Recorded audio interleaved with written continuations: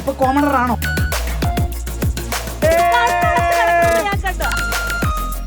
ഈ ഡിസ്റ്റൻസ് വിട്ട് നിൽക്കണം അല്ലേ? അപ്പം വേറൊരു കാര്യം കൂടെ, എഴുത്തുപുരയിൽ പുതിയ പിറവിക്ക് സാധ്യതയുണ്ട്. ചോദിക്കാൻ വരുമായിരുന്നു, അല്ലെങ്കിൽ പണിപ്പുരയിലാണോ? അതെ, ആക്ച്വലി എന്റെ ആദ്യത്തെ ബുക്ക് എന്ന് പറയുന്നത് എന്നേരം തുഴഞ്ഞായിരുന്നു. അത് ഒരു വിധത്തിൽ നല്ല ഒരു ബെസ്റ്റ് സെല്ലറായിട്ട് ഇപ്പൊ മൂവ് ചെയ്തുകൊണ്ടിരിക്കുന്നു. അപ്പൊ ഞാൻ ബിഗ് ബോസിനെ പോകുന്നതിന് മുൻപ് തന്നെ ഒരു നോവൽ എഴുതിയിരുന്നു. അപ്പൊ ആ ഒരു നോവൽ കംപ്ലീറ്റ് ചെയ്ത് ഒരു 3 ദിവസം പോകുന്നതിന് വളരെ കുറച്ച് ദിവസങ്ങൾക്ക് മുൻപാണ് അത് കംപ്ലീറ്റ് ചെയ്തത്. അത് കംപ്ലീറ്റ് ചെയ്ത് കഴിഞ്ഞ് ഞാനിപ്പോ വന്നു, അത് കംപ്ലീറ്റ് ചെയ്ത് എല്ലാം കഴിഞ്ഞ് ഇപ്പോ മാതൃഭൂമി ബുക്സ് ആണ് അത് പുറത്തിറക്കുന്നത്. അതിന്റെ ഓൾറെഡി പേരൊക്കെ പുറത്തു വന്നു. കതിരാളൻ എന്നാണ് ബുക്കിന്റെ കതിരാളൻ എന്നാണ് ബുക്കിന്റെ പേര്. അപ്പൊ അത് ഇമ്മീഡിയറ്റ് ആയിട്ട് തന്നെ 20-ാം തീയതിക്ക് ശേഷം എല്ലാ ബുക്ക് സ്റ്റാളുകളിലും അവൈലബിൾ ആയിരിക്കും. ഫെബ്രുവരി 1-ാം തീയതി ട്രിവാൻഡ്രത്ത് മാതൃഭൂമി സാഹിത്യോത്സവത്തിൽ വെച്ചിട്ടാണ് ഒഫീഷ്യലായിട്ട് അതിന്റെ ലോഞ്ച് ഉള്ളത്. അതെ. അപ്പം വേറൊരു കാര്യം, നേരത്തെ കോമണർ ആയിരുന്നു, സെലിബ്രിറ്റി ആയി. നമ്മൾ നല്ല കാര്യങ്ങൾ പറയാനായി ആൾക്കാർ ഒരുപാട് വന്ന് പറയുന്നുണ്ട്. എന്തെങ്കിലും ദുരനുഭവങ്ങൾ ഉണ്ടായിട്ടുണ്ടോ? നീ എന്ത് പണിയാണോ കാണിച്ചത് രേണുവിനോട് എന്തിനാണ് അങ്ങനെയൊക്കെ പറഞ്ഞു ചോദിച്ചിട്ടുണ്ടായിരുന്നു ആരെങ്കിലും? അങ്ങനെ ഏതെങ്കിലും ഒരു പ്രതിഷേധ സ്വരം എവിടെന്നെങ്കിലും ഉയർന്നു കേട്ടോ? ഇതേവരെ അങ്ങനത്തെ യാതൊരു തരത്തിലുള്ള പ്രതിഷേധ സ്വരങ്ങളും എനിക്ക് നേരിടേണ്ടി വന്നിട്ടില്ല. അപ്പൊ അതിന്റെ അർത്ഥം എന്താ? എല്ലാവർക്കും പ്രിയപ്പെട്ടവനായി. അതെ, എല്ലാവരുടെ ഹൃദയത്തിലുണ്ട്. അതെ, ആക്ച്വലി ബിഗ് ബോസ് എന്ന് പറയുന്നത് വലിയൊരു പ്ലാറ്റ്ഫോമാണ്. അപ്പൊ ആ പ്ലാറ്റ്ഫോമിൽ കേറുക എന്ന് പറയുന്നത് തന്നെ ഒരു വലിയ ഭാഗ്യം. അത് കൂടാതെ നമുക്ക് 100 ദിവസം നിന്നിട്ട് ജനങ്ങളുടെ ഉള്ളിലേക്ക് കയറി ചെല്ലാൻ പറ്റുക എന്ന് പറയുന്നത് മഹാഭാഗ്യം.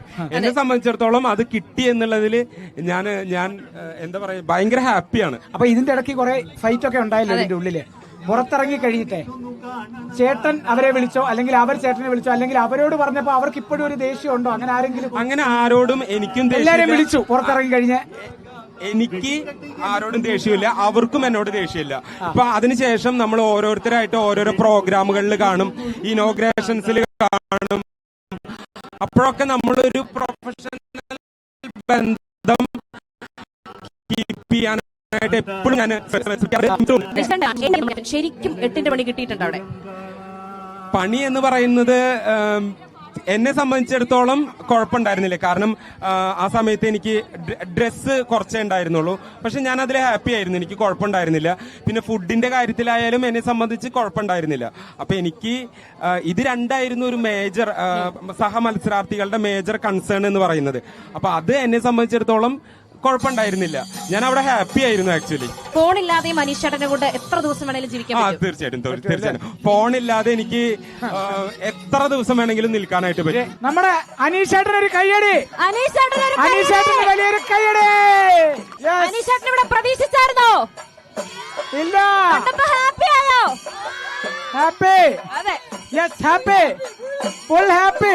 അതാണ് അനീഷേട്ട സ്നേഹം വാരി വാരി വിതറുന്നു. അതാണ് തൃശ്ശൂരിന്റെ ഒരു പൾസ്. തൃശ്ശൂര് മാത്രമല്ല, എല്ലാ ജില്ലകളിലും അനീഷേട്ടനെ കാണാൻ വേണ്ടി കുറെ പേര് എത്തിയിട്ടുണ്ട്. ഏത് ജില്ലക്കാരാ? വലിയ ഫാനാണ്. ഒരുപാട് സന്തോഷം. അതെ, അപ്പം അതാണ് അനീഷേട്ടൻ ആ കോമണറിൽ നിന്ന് മാറിയ ആ ഒരു സെലിബ്രിറ്റി സ്റ്റാറ്റസ് അതത്ര മോശമല്ല. അല്ല, ജനങ്ങളുടെ മനസ്സിലുള്ള ഇടമല്ലേ അത്? തീർച്ചയായിട്ടും. ഒരു എന്താ പറയാ, ഞാൻ ബിഗ് ബോസിലേക്ക് പോയത് തന്നെ 4 ആള് നമ്മളെ അറിയണം എന്ന് വിചാരിച്ചിട്ടാണ്. അപ്പൊ അത് 4 അല്ല, 40 40,000 അല്ല, അതങ്ങനെ പോവാ. അപ്പൊ അതിന് സന്തോഷമുണ്ട്. കാരണം ജനങ്ങളാൽ തിരിച്ചറിയപ്പെടുക എന്ന് പറയുന്നത് ഒരു വലിയ കാര്യമാണ്. അത് കിട്ടിയതിൽ സന്തോഷമുണ്ട്. ബിഗ് ബോസിന്റെ ചരിത്രത്തിൽ ആദ്യമായിട്ട് ഒരു കോമണ ഇത്രയും അത്ര സ്റ്റേജിലെത്തുന്നത് ശരിയാണ്. നിൽക്കുന്ന ചരിത്രത്തിൽ ആദ്യമായിട്ടാണ്. അതെ, അതെ. അത് അനീഷ് ചേട്ടന്റെ ഒരു പത്രമാണ്. നമുക്കൊക്കെ ഒരു പ്രചോദനമാണ് ശരിക്കും അനീഷ് ചേട്ടൻ. സത്യം. അതെ, ആ കോമണറുടെ ഒരു വിജയം എന്നുള്ളത്. ഓ അതാ ചേട്ടാ, എന്റെ പേര് പ്രദീപ്. എന്റെ മോള് വിളിച്ചിട്ട് പറഞ്ഞു അനീഷ് മാഷിനെ ഒന്ന് കണ്ട് ഒരു കൈ കൊടുക്കണം, വീട്ടിൽ ഇരുന്നവർക്കൊന്ന് കാണണമെന്ന്. മോളെ പേര് ആരുഷി. ആരുഷിക്ക് ഹായ് കൊടുത്ത അനീഷേട്ടാ. ആരുഷി ഒരു ബിഗ് ബിഗ് ബിഗ് ഹായ് പറഞ്ഞിരിക്കുന്നു ആരുഷിക്ക്. അതെ, ആരുഷിക്ക് അവിടെ ഒരു ഹായ് കിട്ടി. സന്തോഷമായി. ഓ, എനിക്കും സന്തോഷം, എനിക്കും ഒരുപാട് സന്തോഷം.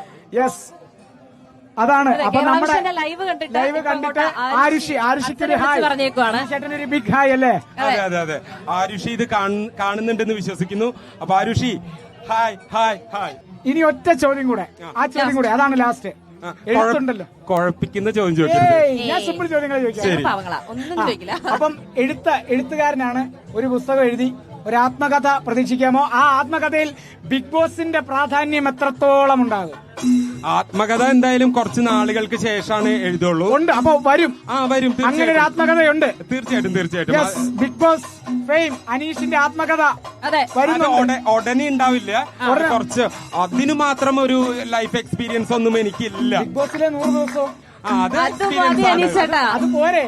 അതെ, അത് ബിഗ് ബോസിന് അത് മാത്രം ഒരു 2 അധ്യായം കാണൂല്ലേ? അതിനെക്കുറിച്ച് ഞാൻ ചിന്തിച്ചിട്ടില്ല.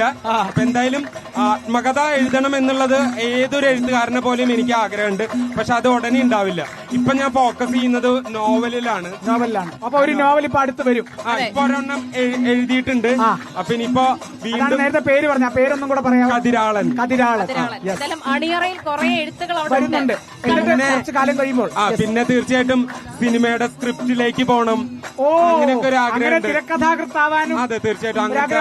അതിന്റെ മണിപ്പുര നടക്കുന്നുണ്ടോ? അതിന്റെ ഇങ്ങനെ ആലോചനയിലാണ്. ഉടനെ ഒരു സിനിമ പ്രതീക്ഷിക്കാമോ? എന്നെ കണ്ടിട്ട് ഏതെങ്കിലും കഥാപാത്രം തരാൻ തോന്നുന്നുണ്ടോ? ഉണ്ട്. കിലുക്കത്തിലെ മറ്റേ രേവതി. അല്ല, അത് ഫസ്റ്റത്തെ മാത്രമേ അവർക്ക് കൊടുക്കാവൂ. 2ാം ഭാഗം കൊടുക്കരുത്. എന്നുവെച്ചാ ട്രാൻസ്ഫോമിൽ കൊടുക്കരുത് അവർക്ക്.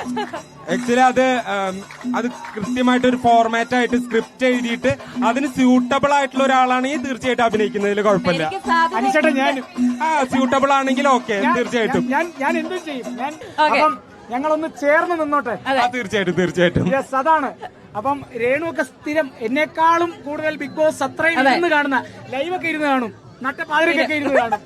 ഞങ്ങള് റൂമിലുണ്ടല്ലോ, ഈ വിന്നിംഗ് ടൈമിൽ ഞാനും വിനയൊക്കെ കാത്തിരുന്നിങ്ങനെ കാണുക. അനീഷേട്ടൻ വിനയരാജ് കാണുന്നുണ്ടല്ലോ. വിനയരാജ് നമ്മള് സ്ഥാനാർത്ഥികൾ ആ രീതിയിൽ കാണണം എന്നുള്ള രീതിയിൽ നമ്മൾ നിന്നത്. അനീഷേട്ടന്റെ റീല് സഹിതം എല്ലാം ഞങ്ങൾ കാണുക. വിനയ്ക്ക് ഡെഡിക്കേറ്റ് ചെയ്യും. വിനയ്ക്ക് ഞങ്ങള് അവിടെ ഉണ്ട്. വലിയ ഫാന, അതിനേക്കാളും വലിയ ഫാന. അതെ, അപ്പൊ ആ വിനയരാജിനൊരു നല്ലൊരു ഹായ്. വിനയരാജിന് ഒരു ബിഗ് ഹായ്. അവള് സന്തോഷിക്കായിരിക്കും. കേരള വിഷനിലെ എല്ലാവർക്കും ഒരു വലിയ ഹായ്. ഒപ്പം കേരളത്തിലെ എല്ലാ ജനങ്ങൾക്കും. അതെ, എന്നെ സപ്പോർട്ട് ചെയ്ത, എനിക്ക് വേണ്ടി വോട്ട് ചെയ്യാൻ പ്രേരിപ്പിച്ച ഒരുപാട് ആളുകളുണ്ട്. അപ്പൊ അവരോട് എനിക്കിനി വോട്ട് ചെയ്തില്ലെങ്കിലും എന്നെ അറിയുന്നുണ്ടല്ലോ ആളുകൾ. അപ്പൊ അവരോടെല്ലാവരോടും ഹൃദയത്തിന്റെ ഭാഷയിൽ നന്ദി പറയുന്നു. താങ്ക് യു അനീഷേട്ടാ, ഇത്രയും നേരം നമ്മുടെ കൂടെ വിലപ്പെട്ട സമയം നമ്മുടെ കൂടെ ചെലവഴിച്ചത്. ഓക്കെ, അപ്പൊ ബാക്കി ഇവന്റുകളൊക്കെ കാണുക. ഉറപ്പായിട്ടും. കേരള വിഷൻ ന്യൂസിന്റെ സ്നേഹം എപ്പോഴും അനീഷേട്ടന്റെ കൂടെ തീർച്ചയായിട്ടും. ഞാൻ പറഞ്ഞില്ലേ, എന്റെ ബുക്ക് എഴുതിയപ്പോഴൊക്കെ എന്നെ സപ്പോർട്ട് ചെയ്ത ചാനലാണ്. അപ്പൊ അതിന്റെ ഒരു സന്തോഷം, കടപ്പാടും ഒക്കെ എനിക്ക് എന്നും ഉണ്ട്. അതെ, അപ്പം തീർച്ചയായും താങ്ക് യു അനീഷേട്ടാ, താങ്ക് യു സോ മച്ച്. അപ്പം അനീഷേട്ടൻ സെൽഫിയുടെ തിരക്കിലേക്ക്, സെൽഫി മൂഡിലേക്ക് പോകേണ്ടിയിരിക്കുന്നു. ആരാധക വൃന്ദം ഒതുങ്ങിയിരിക്കുന്നു.